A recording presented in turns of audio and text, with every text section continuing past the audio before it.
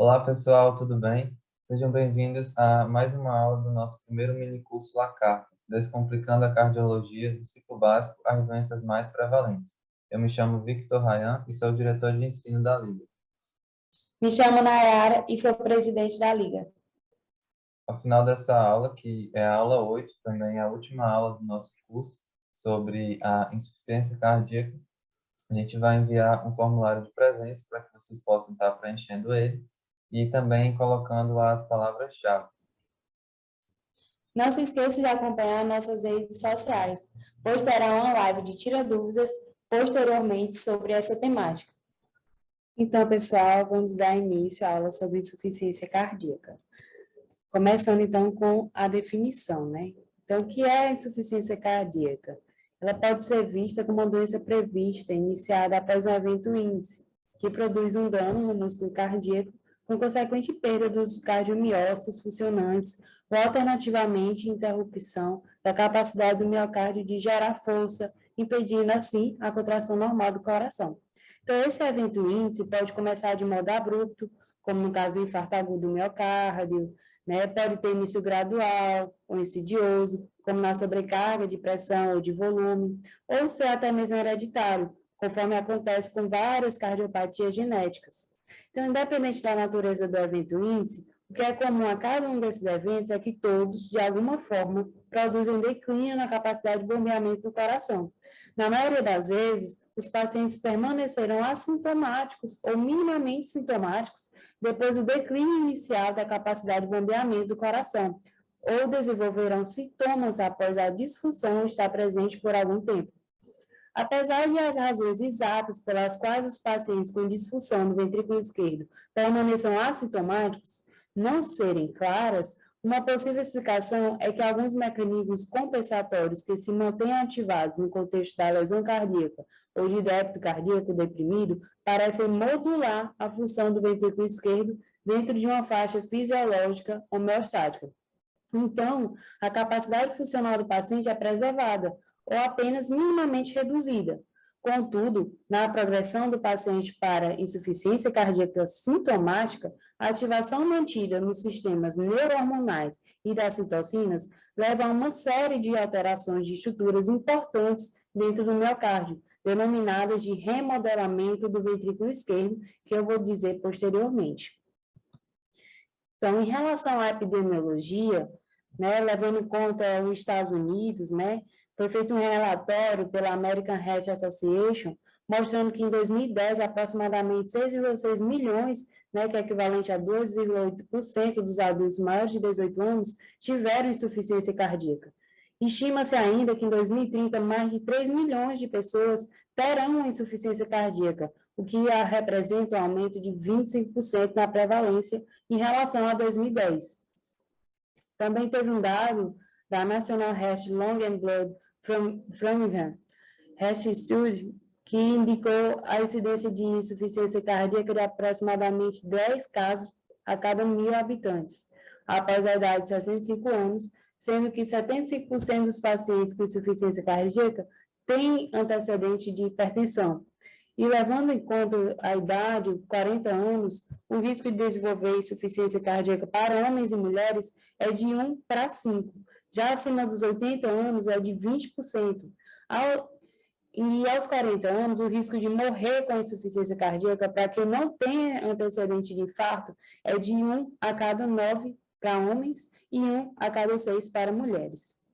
Então, nos últimos 30 anos, a sobrevida após o diagnóstico de insuficiência cardíaca melhorou. A taxa de mortalidade ajustada por idade diminuiu, a idade média de morte por hipercolesterolemia familiar aumentou, consequentemente.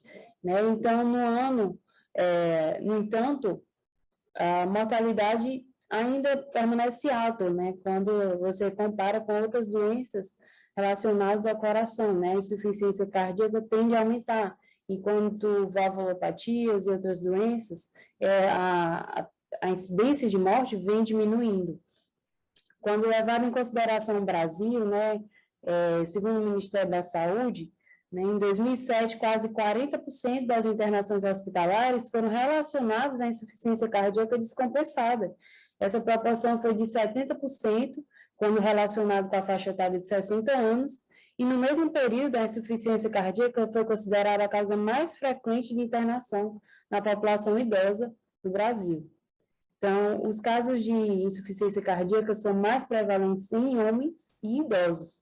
No Brasil e na América Latina, com a expectativa de crescimento da população idosa nas próximas décadas, espera-se um aumento dos indivíduos com a insuficiência cardíaca, né? Então, em comparação com outros países, né, quando você leva em consideração a América Latina, você vê que tem uma duração média de tempo de internação mais longa em comparação com os países da Ásia, do Pacífico e dos Estados Unidos, né? Uma comparação de 6 dias versus 4 dias, né? E o Brasil tem a maior taxa de mortalidade hospitalar entre os países do registro da Acute Decompensated Heart Failure Natural Register International. E em um estudo no Rio de Janeiro, a insuficiência cardíaca com fração de ejeção preservada foi mais prevalente em mulheres com idade média de 61 anos. Então, em relação à epidemiologia, é isso. E vamos para os fatores de risco, né? Então, os fatores de risco mais conhecidos, né? É hipertensão arterial, doença coronariana, diabetes, obesidade, o consumo de álcool, histórico de infarto, valvulopatias, miocardiopatias, miocardites, que podem ser de origem congênitas também. E aí, em relação às etiologias da insuficiência cardíaca, né, eu vou dar aqui essa tabela que está disponível na SOCESP, né, 2015, e ela mostra as características clínicas de acordo com a etiologia, né? Quando a etiologia ela é isquêmica, qual é a característica? Você tem uma angina pectoris, uma aterosclerose, na hipertensão arterial, ela geralmente vem associada à hipertrofia ventricular, né, e a fração de ejeção preservada. Doença de Chagas está relacionado com o eletrocardiograma, você tem que olhar o eletrocardiograma, a epidemiologia, né, da doença, a cardiomiopatia relacionada com hipertrofia, displasia, toxinas relacionadas a álcool, drogas, doenças endócrinas, pode estar relacionado com diabetes, doença de Cushing, hipotireoidismo, insuficiência suprarrenal também. Em relação à parte nutricional, ela pode estar associada a deficiência de selênio, de tiamina, de cacaxia, levando a uma cacaxia, né, também relacionada à obesidade. Infiltrativa pode estar associado com a sarcoidose, né, a amiloidose, hemocromatose, doenças extracardíacas associadas com deficiência de vitamina, né, beriberi, fístulas arteriovenosas, anemia, e pode estar associada a outras mazelas também, como HIV, doença renal crônica. A fisiopatologia, né, aqui tem um quadro que mostra o modelo da progressão da insuficiência cardíaca. Você vê que ela é dividida em 4 partes, né? Ela tem um evento inicial, né, com a lesão miocárdica, com estresse mecânico, que vai levar à presença de mediadores de lesões secundárias, né, com ativação de neurohormônios, inflamação, citocinas, isquemia, estresse oxidativo. A terceira parte, você já vai ter uma alteração cardiovascular, com remodelamento ventricular, disfunção endotelial, miopatia periférica, e, por fim, a progressão da insuficiência cardíaca, né, que é um ciclo vicioso de lesão cardiovascular. Então, a fisiopatologia em si, né, você sabe que a síndrome da insuficiência cardíaca, ela é um somatório de múltiplas alterações anatômicas, funcionais e biológicas que vão interagir entre si. Então, vários modelos já foram descritos para explicar essa síndrome, e, inicialmente, a insuficiência cardíaca era vista como um problema de excesso de sal e água, que provocava anormalidades no fluxo sanguíneo renal, né, que seria chamado síndrome cardiorrenal, né? Então, depois de um determinado momento, depois de mais estudos, observaram que tinha mais um padrão hemodinâmico, né? Detectou que a insuficiência cardíaca estava mais associada com a redução do débito cardíaco e excessiva vasoconstrição periférica, né? O que deu origem ao modelo cardiocirculatório hemodinâmico, né?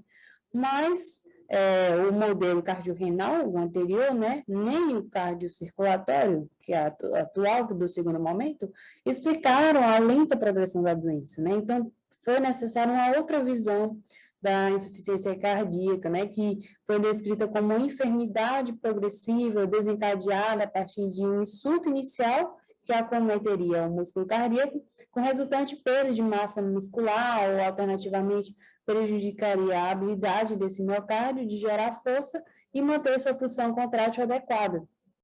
Esse evento deflagrador pode ser clinicamente silencioso, insidioso, como havia dito anteriormente, né, com expressão de cardiopatia hereditária, adquirida, algum evento agudo, fulminante, como a perda de grande massa muscular por infarto agudo do miocárdio, né.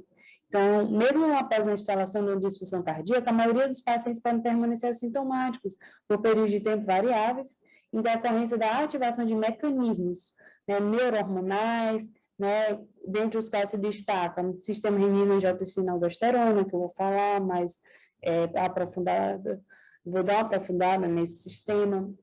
Também tem o sistema nervoso simpático também, que eu vou mencionar. E essas adaptações iniciam-se rapidamente, né? Então, em questão de minutos e horas, são capazes de sustentar ou modular a função ventricular em níveis próximos ao normal. Então, a longo prazo, outro mecanismo adaptativo, né, é o remodelamento ventricular, né, que eu vou também dizer posteriormente. Então, vamos lá. Então, na fisiopatologia, eu tenho 8 mecanismos envolvidos, né? Então, a ativação neurohormonal, sistema renina-angiotensina-aldosterona, sistema nervoso autônomo, vasopressina, agina, endotelina, peptídeos natriuréticos, neprilisina e as citocinas pró-inflamatórias, por último, mas não menos importante, né?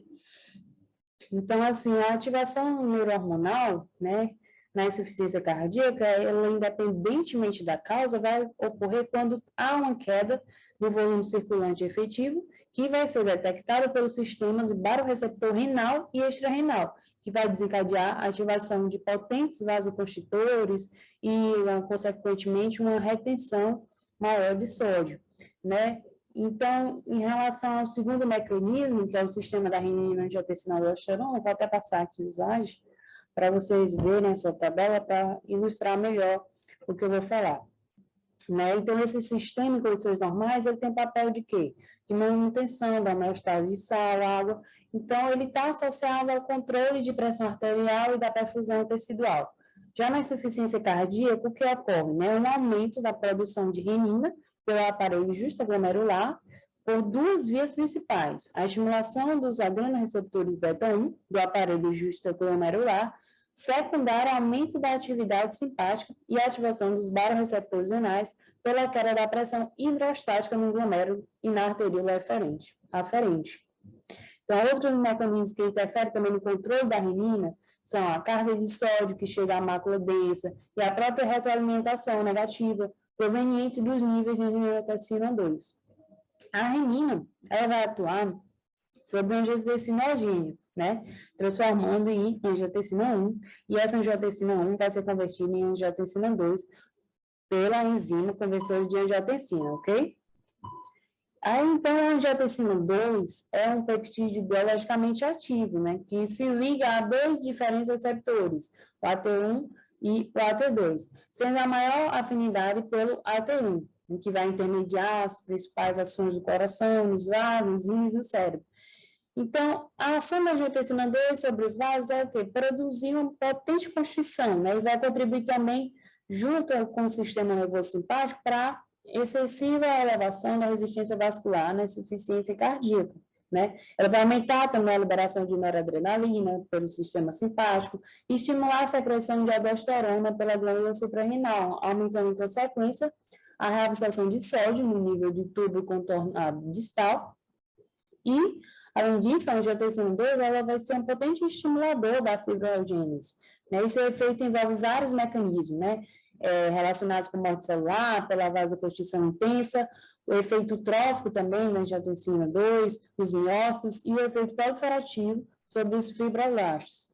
A aldosterona também vai ser um importante indutor da fibrose, né, tanto intersticial como perivascular. esse estímulo da fibrose tem múltiplas origens, né? Não é totalmente esclarecida, né? Mas se destaca o efeito direto no miocárdio e nos fibroblastos, efeitos sobre colaginases, hipopotassemia, modulação do efeito de angiotensina 2 para elevação de seus receptores.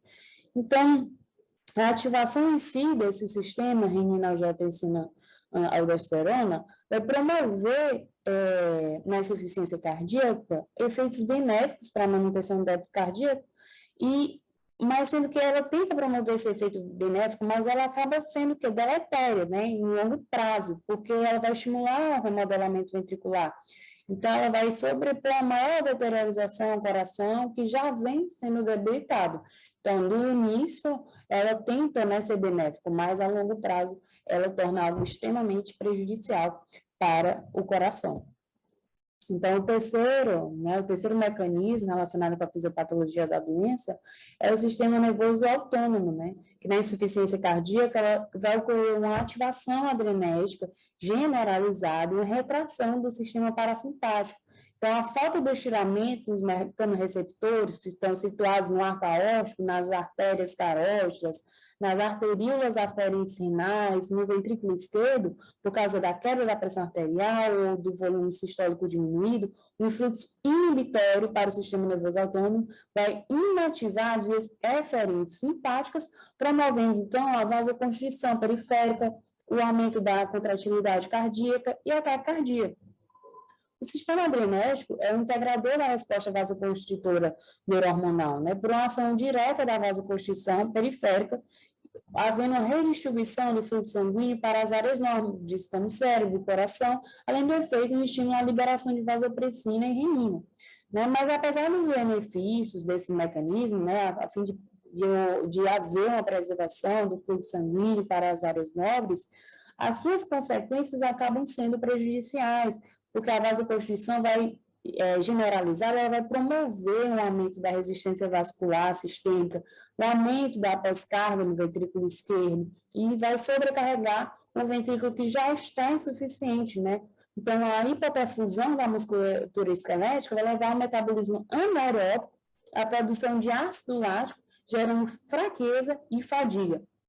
A hipoperfusão esplânica também vai promover a retenção do nitrogênio e do sódio, e vai ter também uma disfunção hepática e isquemia mesentérica. Em relação ao quarto mecanismo, que seria a vasopressina arginina, né, é um hormônio, né, essa vasopressina é um hormônio pituitário que vai agir na regulação da água livre e da osmolaridade plasmática, né? Só que em pacientes com insuficiência cardíaca, o nível desse hormônio é muito elevado. E, apesar da osmolaridade normal ou baixa, sentida pelos osmorreceptores centrais, está associado com a elevação dos níveis de renina e catecolamina, que desempenham o papel de estimular a secreção da vasopressina pela neurohipófise. Essa secreção não osmótica da vasopressina é desencadeada pelo estímulo dos vasoreceptores arteriais, que vão sentir a redução do enchimento no leito arterial, né, em pessoas que têm a insuficiência cardíaca, né?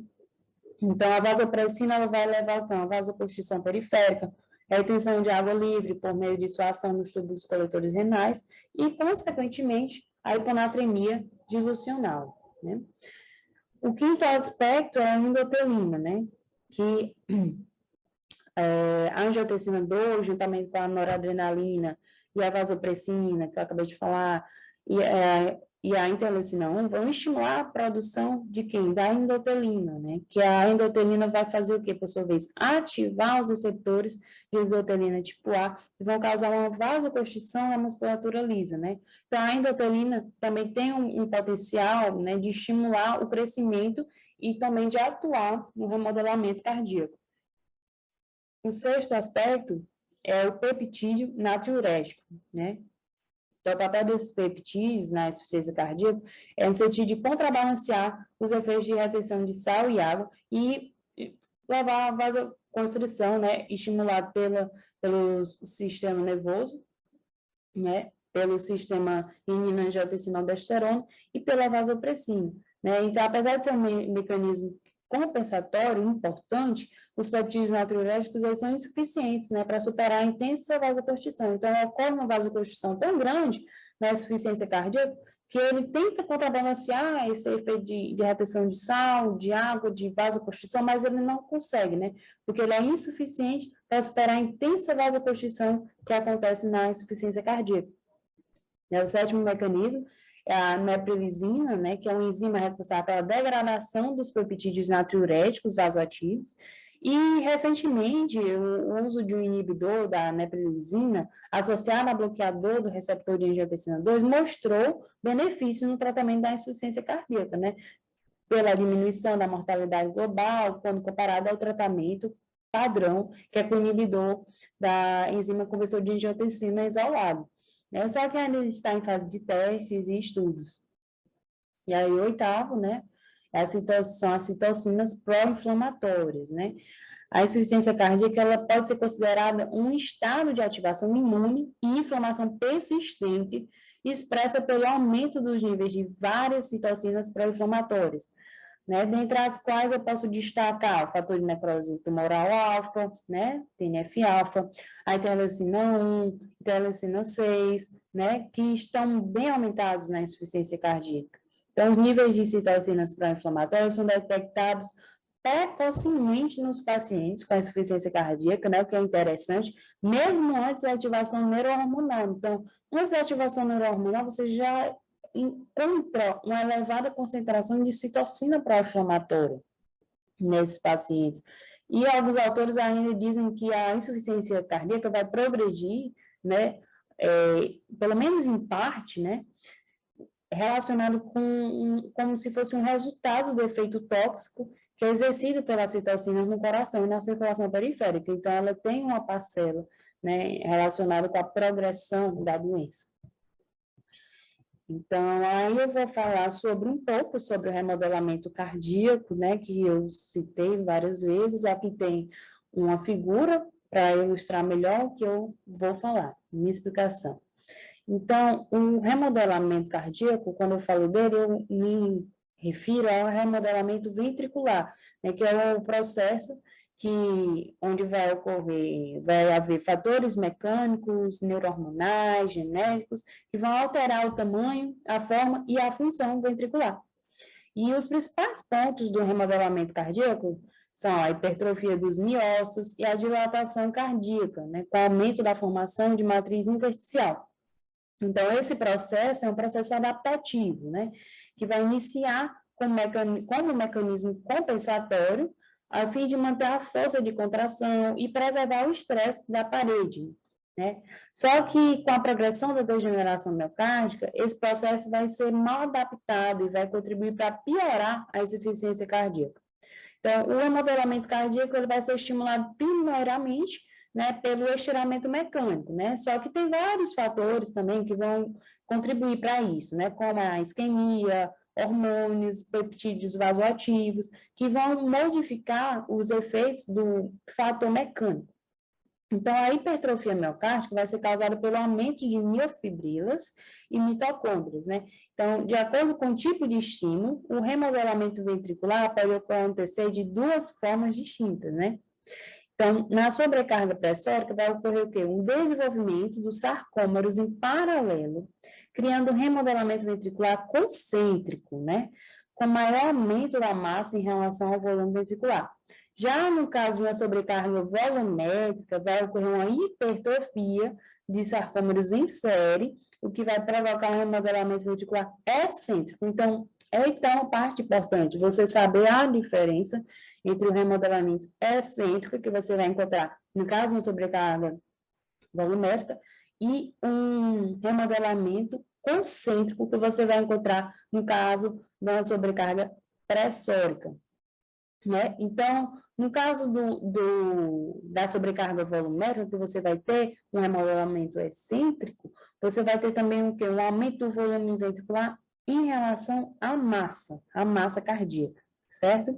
Então, o interstício cardíaco também é muito sensível a esses mecanismos, né? À inflamação também, aos neurohormônios, né? Que vão afetar também no crescimento dos miócitos.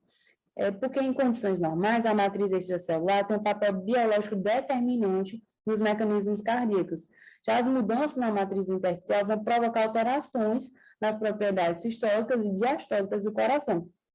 Em contrapartida, a fibrose vai provocar uma rigidez miocárdica e heterogeneidade mecânica e elétrica, que vai ser responsável por desempenhar um papel relacionado com a gênese de arritmias, deterioração das funções sistólicas e diastólicas, né? A morte celular também está associada com isso, né? Também é um determinante no remodelamento cardíaco, né? Porque ela vai causar a perda da massa de contração, né? Então, aquela massa contrátil vai ter uma perda, com consequente hipertrofia das células miocárdicas e, como perdeu massa, teve hipertrofia, vai ter uma fibrose reparativa. Então, a perda de miócito, né, antigamente, ela era explicada pela necrose. Porém, os estudos mais recentes, né, das últimas décadas, evidenciam que a apoptose também contribui para a insuficiência cardíaca. E as causas da apoptose na transição para a falência ventricular são várias, né? Dentre elas, vão se destacar a isquemia, o estiramento mecânico, estresse da parede, estimulação neurohormonal e as citocinas. Então, associado ao remodelamento estrutural, a progressão da lesão miocárdica vai acarretar o desenvolvimento de arritmias e distúrbios de condução. Né? A presença do bloqueio de ramo esquerdo vai afetar o quê? Os eventos mecânicos do ciclo cardíaco, alterando a ativação e a contração ventricular e provocando dissincronia ventricular, né? O atraso na abertura e no fechamento da válvula mitral e disfunção diastólica. Então, em relação ao remodelamento cardíaco, é isso. Bem, agora vamos dar continuidade falando um pouquinho sobre o quadro clínico da AIC. É importante destacar que essa condição ela vai ter uma série de sinais e sintomas. Aí, alguns dos mais importantes, a gente teria cansaço, falta de ar, repouso até mesmo durante o exercício físico, dispneia, ortopneia, dispneia paroxística noturna, edema, ganho de peso, respiração de Cheyne-Stokes, e a gente tem alguns outros também, que seriam mais alguns achados do exame físico, que a gente pode encontrar nessa síndrome da IC, né, como taquicardia, pressão de pulso estreita, ou aquele pulso fino ou filiforme. A gente pode ter também encontro de um ictus coxis sustentado, aumentado, desviado da sua posição anatômica. A gente pode ter a presença de B3 ou B4, que eles podem ser tanto audíveis ou até mesmo palpáveis. Também pode existir em casos mais graves a nasarca, alterações da êxtase venosa, dentre vários outros sintomas e sinais também. Mas, para destacar, para a gente não se ater àquela grande quantidade de sinais e sintomas, eu destaquei aqui 4 principais, que seriam os que acontecem com mais recorrência dentro desses sintomas gerais da IC, né? Que seria a dispneia aos esforços, a ortopneia, a dispneia paroxística noturna e o edema gravitacional. A dispneia aos esforços, como o próprio nome está dizendo, ela surge quando aquele indivíduo realiza algum esforço físico. Só que ela tem uma progressão, ela pode surgir em esforços físicos muito intensos, conforme a síndrome vai progredindo. Ela avança para esforços físicos moderados, depois leves, ou até mesmo aos mínimos esforços e às vezes até mesmo no repouso pode acabar ocorrendo esse tipo de dispneia. A gente tem também a ortopneia, que é quando o indivíduo, ele, ao deitar, logo em seguida, após ele se deitar, ele inicia esse quadro de dispneia, que só é aliviado depois que ele adquire a posição ortostática, né? Ele fica em pé ou fica sentado à beira do leito, e isso acaba aliviando um pouco a dispneia desse paciente. O outro sintoma, que também é meio que em contraponto com essa ortopneia, a gente tem a questão da dispneia paroxística noturna, que ela também surge quando o indivíduo está deitado, só que para ela surgir, esse indivíduo precisa passar um período maior de tempo deitado, geralmente 4, 6 horas, e aí é por isso que é chamada de paroxística noturna, porque quando o indivíduo vai dormir, ele deita, dorme normal, e durante a noite ele acaba sendo despertado por conta desse quadro de dispneia. Aí, para aliviar esse quadro, o indivíduo acaba se levantando, né? Adquire a posição ortostática, então fica sentado à beira do leito e acaba melhorando esse quadro dele. E por fim, a gente tem o edema gravitacional. Esse edema gravitacional, na IC, é importante que ele vai ser mais prevalente nos membros inferiores, né? Vai seguindo é, esse sentido da gravidade, ele se inicia ali nos membros inferiores e vai subindo, né? Contra a gravidade, até que vai ficar mais localizado até na região abdominal, né? Que é aquele quadro de ascite. E menos frequentemente pode alcançar outras regiões do corpo, mas é bem mais improvável que atinja membros superiores ou até mesmo a face para formar a anasarca, né? Pode ocorrer, só que é bem mais improvável. Na IC, a gente vai ter um edema que vai ser predominante nos membros inferiores e ele vai seguindo essa noção gravitacional. Inicia onde a gravidade é mais forte, nos pés, e vai ascendendo no corpo, contra a gravidade. Continuando, a gente tem aí algumas classificações da insuficiência cardíaca, né?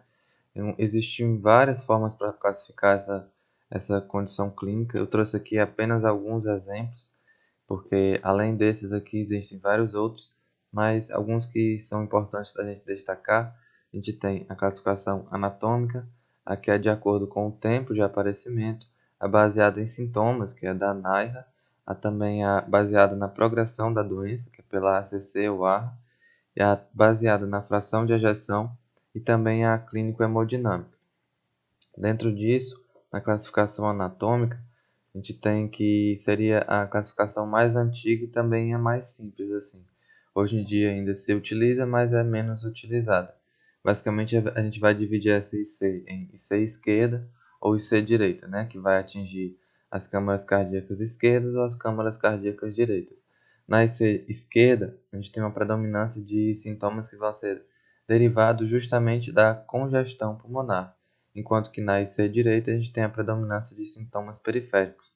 Aí o que seria isso? Na esquerda eu destaquei algumas dessas características, que seria justamente esses sintomas derivados da congestão pulmonar, né? Crepitações pulmonares, a presença da dispneia, aquela própria ortopneia que a gente discutiu, e também a presença da dispneia paroxística noturna.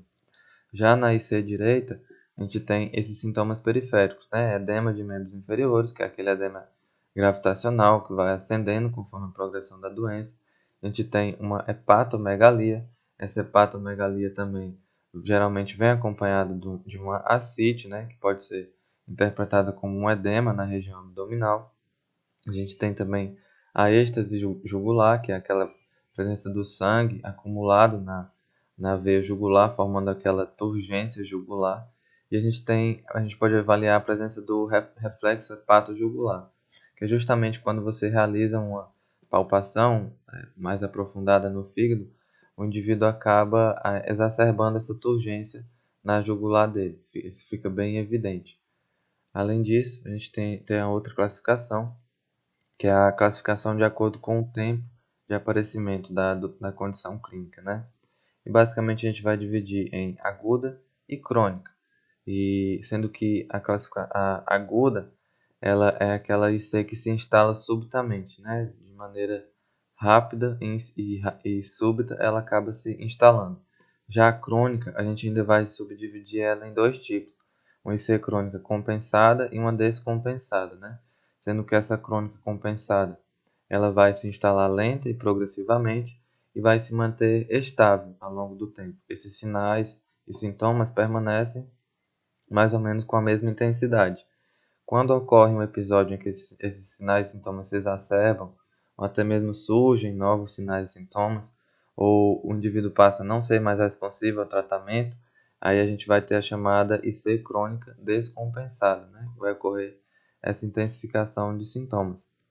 A gente vai ter também a outra classificação, que é a classificação baseada em sintomas, ou também chamada de classificação funcional, que foi desenvolvida pela NIHA, que é a New York Heart Association, e ela vai estar apoiada na caracterização do cansaço e da dispneia relacionado às atividades do cotidiano, né? Ela vai classificar essa IC em quatro classes, né? De 1 a 4, sendo a classe 1 a ausência de sintomas, ou seja, essa dispneia durante as atividades cotidianas, e é o quadro mais leve.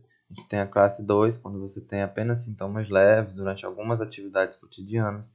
A classe 3 é quando você tem sintomas desencadeados por atividades menos intensas, ou seja, aqueles pequenos esforços, né? E por fim a gente tem a classe 4, que é a mais grave, em que esses sintomas eles surgem aos mínimos esforços ou até mesmo no repouso. A próxima classificação que a gente tem é a classificação baseada na progressão da doença, que foi criada em parceria por duas instituições americanas, né? A American College of Cardiology, ACC, e a American Heart Association, a AHA. E ela vai classificar a IC em 4 estágios, conforme a progressão clínica dessa síndrome, né? A gente tem o estágio A, que vai incluir apenas aqueles pacientes que têm o risco de desenvolver essa insuficiência cardíaca, ou seja, eles não têm a doença propriamente dita, eles têm apenas fatores de risco para desenvolver essa síndrome, né?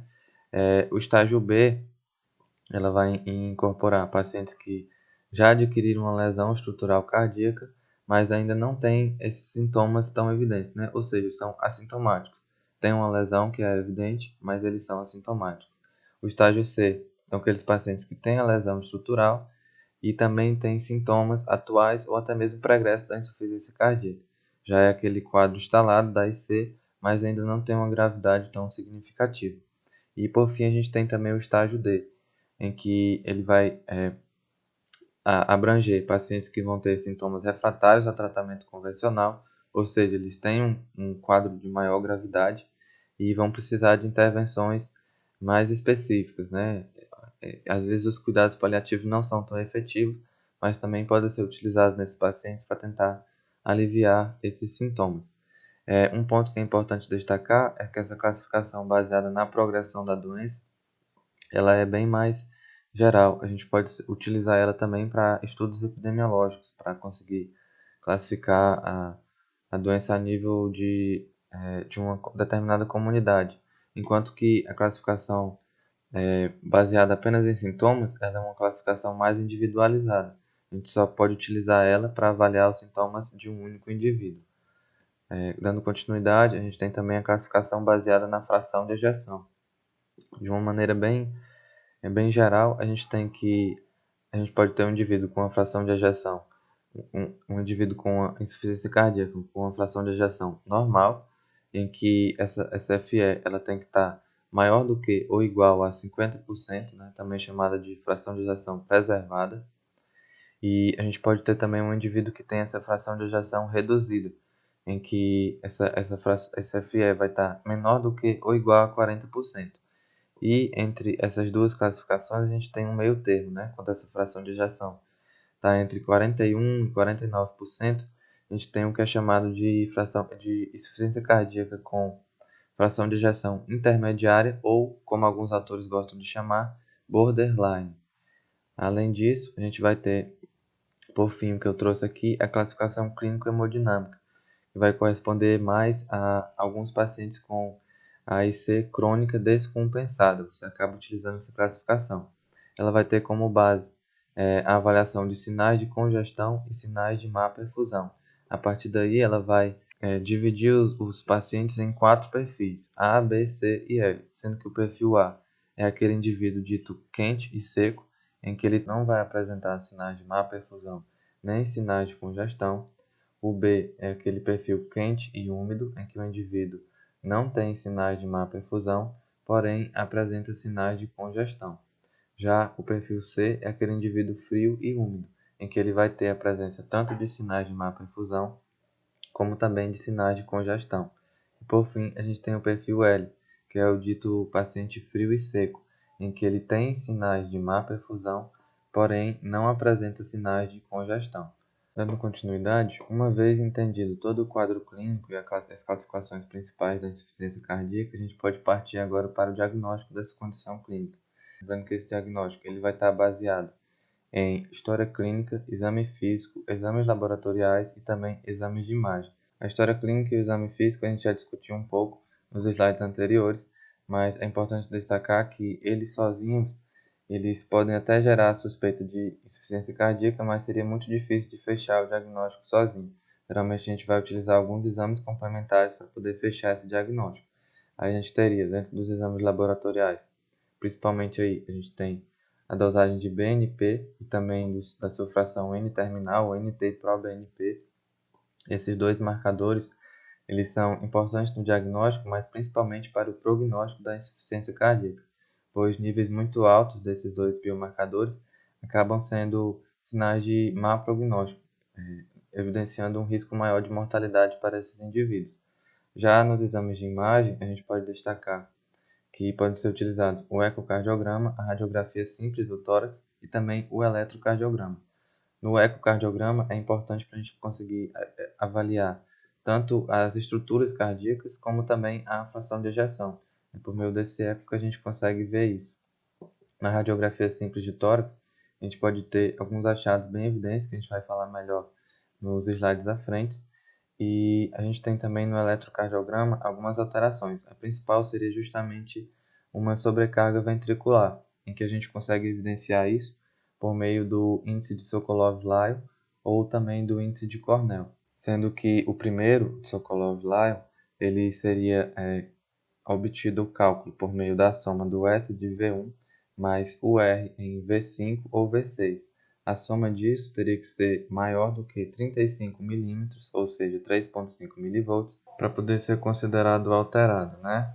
Sendo que abaixo disso a gente tem valores que correspondem ao parâmetro normal.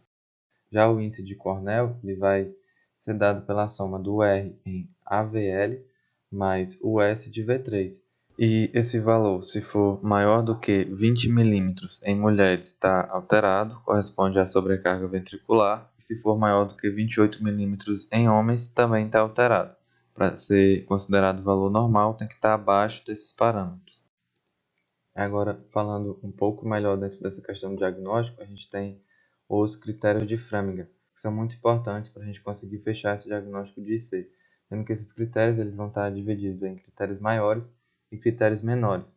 Eles vão levar em consideração toda aquela sintomatologia, quadro clínico do paciente, e a partir disso a gente tem como critérios maiores a dispneia paroxística noturna, a êxtase jugular, a crepitação pulmonar, cardiomegalia no raio-x de tórax, edema agudo de pulmão, a presença de B3, uma pressão venosa central maior do que 16 centímetros de água, refluxo hepatojugular e também uma perda ponderal maior do que 4,5 kg, mesmo com o tratamento. Já os critérios menores eles vão incluir a presença de um edema maleolar bilateral, tosse noturna, dispneia aos esforços, hepatomegalia, derrame pleural, uma capacidade vital menor do que 1/3 do previsto que a gente vê na espirometria. A gente tem também a frequência cardíaca maior do que 120 batimentos por minuto. Aí, para poder fechar esse diagnóstico, por meio desses critérios, a gente vai ter que precisa ver a presença de dois critérios maiores ou um critério maior com dois menores, para poder a gente conseguir evidenciar esse diagnóstico de insuficiência cardíaca. Continuando, eu trouxe aqui agora alguns achados da radiografia de tórax, né, que são achados mais comuns a gente encontrar nesse tipo de paciente. A gente pode dividir esses achados em achados cardíacos e também achados pulmonares. Dentro dos achados cardíacos, o mais comum de ser encontrado é justamente a cardiomegalia. Para poder evidenciar essa cardiomegalia, a gente tem que conseguir calcular o índice cardiotorácico, sendo que esse índice cardiotorácico é dado pela soma da, da, do diâmetro cardíaco dividido pelo diâmetro interno do tórax. Para poder obter o diâmetro cardíaco, a gente vai ter que dividir a silhueta cardíaca, né, a partir do plano mediano, em uma borda direita cardíaca e uma borda esquerda do coração. A partir daí, a gente vai somar a maior borda direita com a maior borda esquerda. O resultado encontrado a gente vai dividir pelo diâmetro interno do tórax, lembrando que é a partir da face interna das costelas, tanto de um lado quanto de outro. O resultado obtido por essa divisão tem que ser menor do que ou igual a 0,55 para ser um valor normal, sendo que esse valor ele pode acabar mudando um pouco de referência para referência, mas segundo o Porto, esse valor de 0,55, menor do que ou igual a ele, seria o normal para um paciente rígido. Acima disso, a gente vai ter uma cardiomegalia. Dando continuidade, dentro dessa cardiomegalia, ela pode ser dada por aumento de determinadas câmaras cardíacas, né? A gente pode ter uma hipertrofia do ventrículo esquerdo. A principal forma da gente avaliar isso é pela presença do chamado sinal da foca, né? Em que o coração acaba adquirindo esse formato peculiar que lembra muito uma foca, né? Uma foca de desenho animado. Mas sendo mais específico, esse sinal ele vai corresponder ao infradesnivelamento do ápice cardíaco, ou seja, você vai ter um desvio do ápice do coração, tanto para a esquerda quanto também para o sentido inferior. Aí, consequentemente, você vai ter a presença desse sinal. Além disso, a gente pode ter também uma hipertrofia de ventrículo direito. E para evidenciar isso, a gente teria um sinal que é meio que oposto ao sinal da foca, que é o chamado sinal da bota, em que você vai ter o supradesnivelamento do ápice cardíaco, ou seja, esse ápice cardíaco ele vai ser desviado tanto para a esquerda como também para cima, dessa vez. Acaba adquirindo um formato semelhante a uma bota. Além disso, a gente pode também ter outros achados, como o desvio da aorta, do tronco da aorta mais para a direita. Lembrando que a aorta passa aqui pela esquerda, e nesse caso ela está um pouco mais desviada para a direita. Outro achado importante que a gente pode ter é a hipertrofia de átrio esquerdo.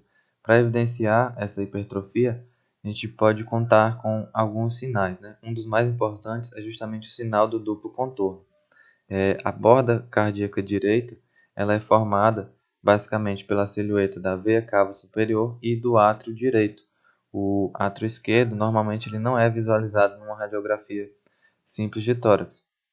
Porém, quando ocorre um aumento do tamanho desse átrio, além da borda do átrio direito normal, que é essa aqui na setinha azul que a gente está vendo, pode acabar sendo evidenciado uma outra borda próxima a ela, que é justamente a delimitada por essas linhas em laranja, que seria correspondente ao átrio esquerdo. Aí a presença desses dois contornos a gente vai chamar de sinal do duplo contorno. Além disso, a gente pode ter também a presença do quarto arco. Esse quarto arco aqui, evidenciado por essas setas amarelas, ele vai indicar também esse crescimento do átrio esquerdo. E tem esse nome porque a silhueta cardíaca esquerda ela é dada por três arcos. Superiormente a gente tem o tronco da aorta, o arco médio é dado pelo tronco da artéria pulmonar e também um pouquinho pela aurícula esquerda. E por fim, o arco inferior é dado pela borda do ventrículo esquerdo. Quando você tem um crescimento desse átrio esquerdo, acaba tendo um abaulamento, uma maior convexidade nessa região dessa silhueta cardíaca esquerda e acaba formando um quarto contorno, que é justamente esse chamado quarto arco, também chamado de sinal do quarto arco. E por fim, a gente pode evidenciar também o chamado sinal da bailarina. Esse sinal da bailarina, nessa imagem não está muito bem evidente, mas ele corresponde também a esse aumento do átrio esquerdo, em que quando esse átrio cresce, ele vai desviar os brônquios. E com esse desvio dos brônquios, ele acaba aumentando o ângulo da carina, né? Aquele ângulo carinal. Quando esse ângulo ele vai ultrapassar no valor normal de 90 a 100 graus, você tem essa presença do sinal da bailarina. Por fim, a gente tem também a presença daqueles achados pulmonares. Aí, um dos mais evidentes que a gente pode ver na imagem é justamente as linhas B de Kerler, né? Que são linhas que vão estar mais presentes nessa região inferior do pulmão. Elas têm em torno de 1,5 a 2 centímetros e evidenciam essa presença de congestão pulmonar, né? Presença de líquido dentro do interstício pulmonar. Além disso, a gente consegue evidenciar também, né, nesse tipo de paciente, a presença de uma inversão da vasculatura pulmonar. De uma maneira normal, o indivíduo tem uma presença de mais vasos que você consegue encontrar no raio-x na região inferior do pulmão, enquanto que em caso de IC e que o paciente tem uma congestão pulmonar, ocorre uma inversão disso. Você tem a presença maior de vasos na região superior do pulmão. E além disso, você pode ter também a formação de linhas cissurais, né, que seria justamente o acúmulo de líquido naquelas cissuras pleurais. Nessa imagem não está tão evidente, mas isso pode ocorrer também. E além disso, você pode ter uma congestão para e lá, tanto de um lado quanto de outro, Lembrando que quando você tem essa congestão nessa região do hilo, que ocorre bilateralmente, e evidencia muito bem essa congestão pulmonar, que seria um sinal característico de edema agudo de pulmão, aí você tem o chamado sinal da asa de borboleta. Esses dois hilos pulmonares eles ficam com esse formato bem alargado, lembrando uma asa de uma borboleta, e por conta disso recebem essa denominação. Para finalizar, agora a gente vai falar um pouquinho sobre o tratamento da insuficiência cardíaca. Esse tratamento ele não é consensual, assim, tem muita discussão sobre como deve-se realizar esse tratamento da IC, principalmente de acordo com aquelas diversas classificações. Existem várias linhas de tratamentos para cada uma daquelas classificações. Então, eu trouxe aqui apenas alguns pontos principais, principalmente para a insuficiência cardíaca com a fração de ejeção reduzida. Para outros casos, isso não se aplica tanto. Eu trouxe justamente para esse tipo de IC, porque os dados que eu trouxe aqui já tiveram vários estudos que realmente comprovaram que esses tratamentos eles têm uma eficácia na redução da mortalidade desses pacientes. Então, a gente vai ter aí, primeiramente, o tratamento não medicamentoso, em que esse tratamento não medicamentoso, a gente pode ter algumas medidas básicas, né, como a restrição hidrossalina, que justamente controlar a ingestão de água, de eletrólitos desse paciente, cessar tabagismo e etilismo. A gente sabe que tabagismo e etilismo são fatores de risco para a gênese da IC, mais ainda para a progressão dessa síndrome, né? E por fim, a gente pode indicar a reabilitação cardiopulmonar, que seria a prática de alguns exercícios direcionados para a melhoria dessa capacidade cardiopulmonar, justamente para conseguir ter uma melhora clínica desses pacientes. Dando continuidade, já passando para o tratamento medicamentoso, lembrando que seria para IC de fração de ejeção reduzida, a gente tem que, primeiramente, deve ser administrado a esse paciente ou um IECA ou um BRA. O IECA é um inibidor da enzima conversora da angiotensina, enquanto que o BRA é o bloqueador dos receptores da angiotensina. Dentro da classe dos IECAs a gente tem enalapril, captopril, enquanto que no BRA a gente tem losartana, valsartana e alguns outros fármacos. Lembrar que a gente nunca vai administrar os dois associados, você ou utiliza um IECA ou um BRA. A gente também pode associar a eles um beta-bloqueador, mas especificamente para a insuficiência cardíaca, existem 3 beta-bloqueadores, 3 fármacos que realmente têm uma comprovada eficácia na redução da mortalidade. Os outros não têm uma eficácia tão comprovada assim. E esses fármacos seriam justamente o carvedilol, o succinato de metoprolol e também o bisoprolol. Por fim, a gente pode associar também a espironolactona, que é um antagonista mineralocorticoide, né? Um antagonista da aldosterona. Com isso, a gente pode acabar conseguindo ter um melhor manejo clínico do paciente. Além disso, um ponto importante que a gente pode destacar é quanto à utilização dos diuréticos, né? Furosemida, alguns diuréticos tiazídicos. Esses diuréticos eles só devem ser administrados aos pacientes que estejam sintomáticos, que estejam apresentando edemas.